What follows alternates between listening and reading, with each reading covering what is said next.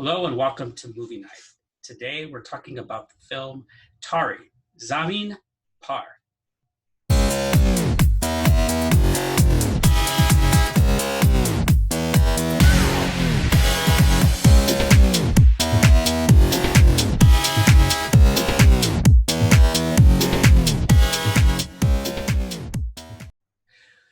So this movie is translated as Little Stars on Earth, and it's the story of a boy about 8 years old who struggles in very basic math, in reading and writing, and he encounters verbal abuse from other children, his own father, misunderstanding by teachers. They misunderstand him and they characterize him as maybe a class cut up until he finally encounters the loving hand of a very strong teacher. But I gotta say that this doesn't really do justice describing the film as some of those plot points that I just said, because there are so many great things about this movie. It would be impossible to list them all. But I'm gonna give it a shot because we're here. Why not, huh? Let's do it. The level of empathy that this writer and director give this child, this character, is pretty astonishing. I mean, you feel like you're back in third grade. So, and by the way, the writer is Amoli Gupte and the director is Amir Khan. And this is a very powerfully told story because you feel as he's journeying on through this film that he is a true 8-year-old. So it's in the little details. As he passes by a fence, he rides the fence a little bit. He swings on it. As he's passing by a sketch of dinosaurs and he's alone, he growls at the dinosaurs and he makes the face.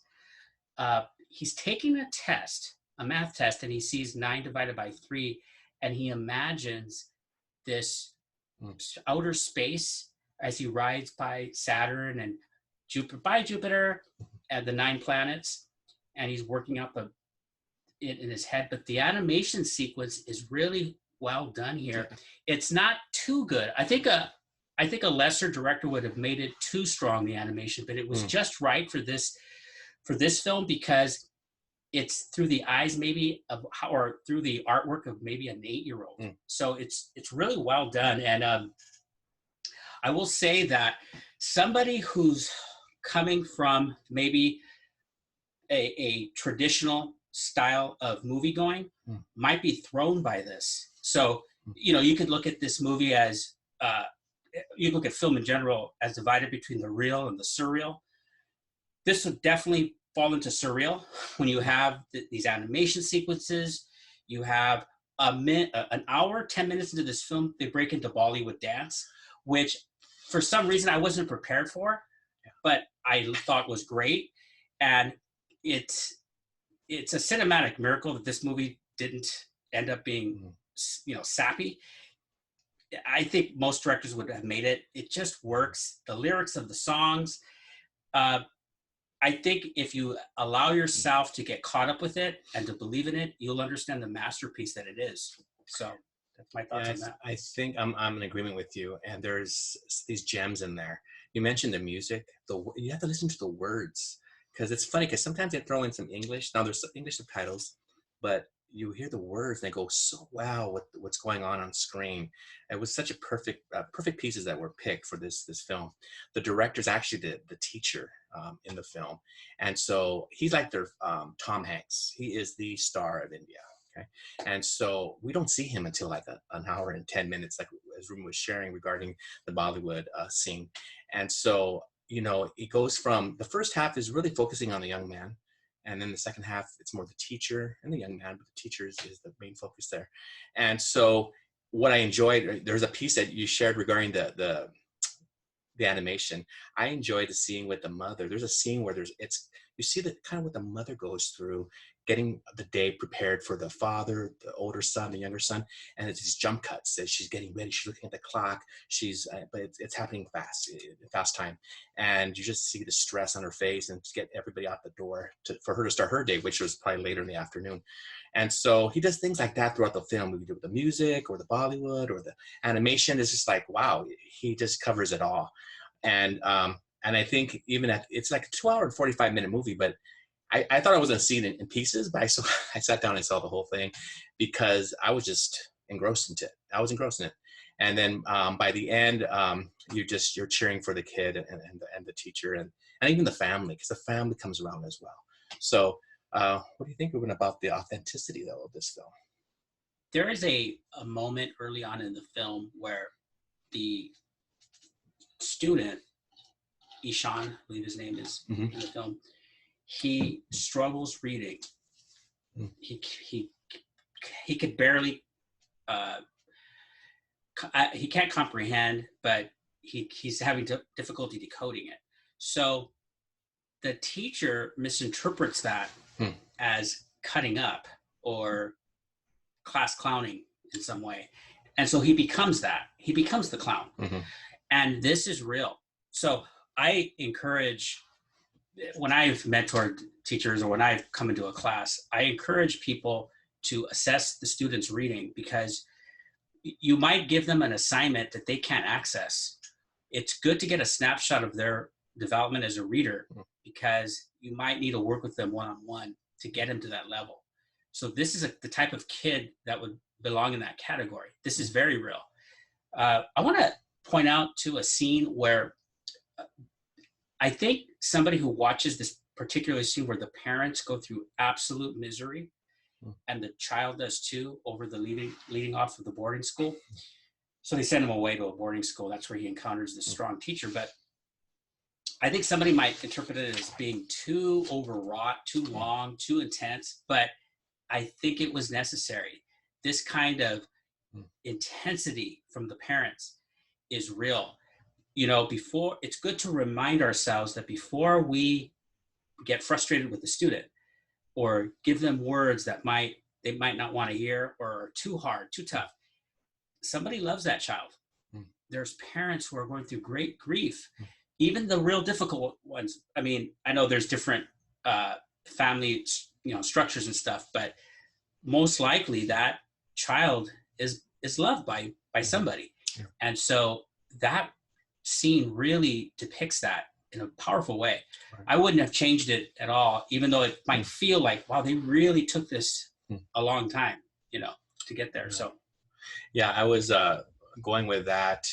I was struck, of course, emotionally when you see this poor child going through just feeling uncomfortable being with other kids who make fun of him, who tease him, and say, "Oh yeah, you're the joke, right? You don't even do your homework." And he's dyslexic. He sees the numbers jump around, and he's having major difficulty, and so that becomes real.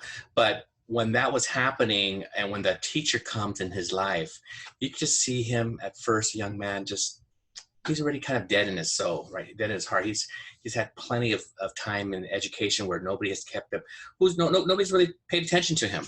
And it kind of reminds me also of the United States, that we're so rich with resources and special need programs. And this is happening in India, and there's other third world countries as well that struggle with identifying students who have special needs, right?